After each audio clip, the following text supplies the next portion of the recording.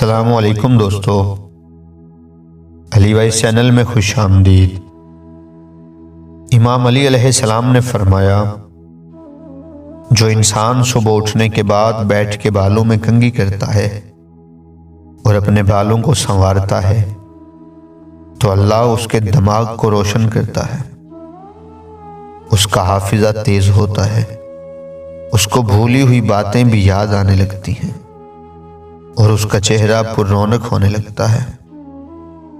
ایک روایت میں آپ علیہ السلام نے فرمایا کہ کبھی بھی کسی دوسرے کی کنگھی اپنے بالوں میں استعمال نہ کرنا، ایسا کرنے سے دماغ کمزور ہو جاتا ہے اور بالوں کی جڑیں بیمار پڑ جاتی ہیں۔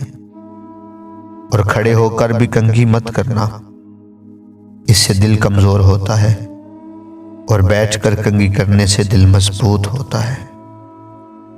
اور سرکار دو عالم حضرت محمد صلی اللہ علیہ وآلہ وسلم نے فرمایا کہ اپنے سر اور داڑھی میں کنگھی کیا کرو، اس عمل سے بخار جاتا رہتا ہے، بیماریاں دور ہوتی ہیں اور انسان کے رزق میں اضافہ ہوتا ہے۔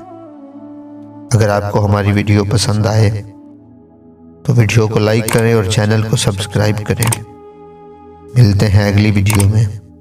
اللہ حافظ۔